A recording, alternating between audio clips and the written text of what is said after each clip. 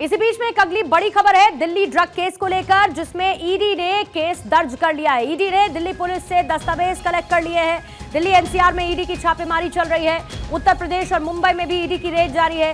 British नागरिक समेत 6 आरोपियों के खिलाफ लुकआउट नोटिस भी जारी कर दिया गया है।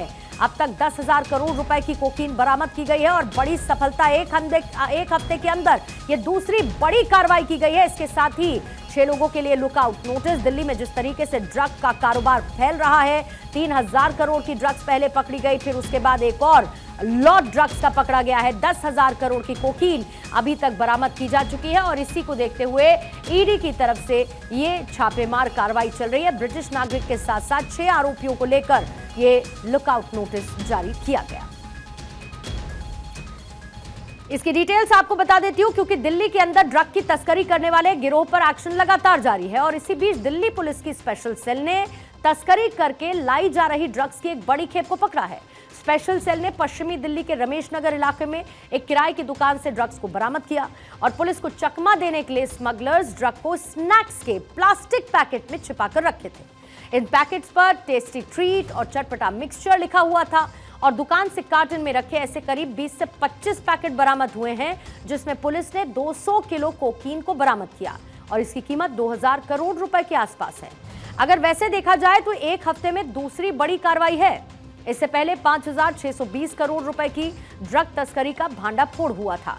दरअसल ये जो पकड़ी गई कोकीन है, ये एक शॉपनुमा गोदाम में रखी गई थी ताकि इसके बारे में किसी को कुछ पता ना चले। बाहर से देखने में लगे कि दुकान है, लेकिन अंदर यहां पर कोकीन को स्टोर किया गया था। पुलिस की स्पेशल सेल ने ताला तोड़ा, उसके बाद इसकी बरामदगी की है। फिर एक खेप, दूसरी खेप इस तरीके से बरामद की गई और लगभग जो ड्रग की बरामदगी है, ये रमेश नगर इलाके से हुई है। 6/54 जो दुकान का नंबर है, जो गोदाम नुमा शॉप बनाई गई थी, उसका ये नंबर है। एक आरोपी की जानकारी भी दिल्ली पुलिस को मिली है। जाहिर है कि उसको ट्रेस करने की इस वक्त कोशिश की जा रही है और ड्रग रैकेट का भांडाफोड़ होना एक बड़ी सफलता है दिल्ली पुलिस के लिए, क्योंकि दिल्ली में ड्रग का कारोबार ना फले फूले, इसको लेकर यह एक्शन किया जा रहा है। इससे पहले दिल्ली पुलिस ने 5,000 करोड़ रुपए से ज्यादा का ड्रग्स जब्त किया था और बरामद ड्रग्स में 562 किलो कोकीन और 40 किलो थाईलैंड की मैरिजुआना ड्रग्स भी थी। अंतर्राष्ट्रीय बाजार में इसकी कीमत करीब 5,000 करोड़ रुपए से ज्यादा की बताई गई है। दिल्ली पुलिस की स्पेशल सेल ने जीपीएस के जरिए ड्रग सप्लायर को ट्रैक किया, पश्चिमी दिल्ली के रमेश नगर से उसे पकड़ा। ये उसी गिरोह का हिस्सा है जिसके पास से दिल्ली पुलिस ने 5,000 करोड़ रुपए की कोकीन को जब्त किया था। इस ड्रग के मामले में इंटरनेशनल गिरोह का कनेक्शन भी सामने आया है। पुलिस की तरफ से क्या जानकारी दी गई है? पुलिस ये बताती है कि ये जो कोकीन की बड़ी खेप है जिसको पकड़ा गया है, इसके पीछे एक अंतर्राष्ट्रीय ड्रग तस्करी गिरोह है। यह पूरा ग्रुप है जो कि इंटरनेशनल लेवल पर ऑपरेट करता है। ये दिल्ली पुलिस की तरफ से जानकारी दी गई है। गिरोह से जुड़ा हुआ है जितेंद्र पाल, जो कि भारत से भागने की कोशिश कर रहा था।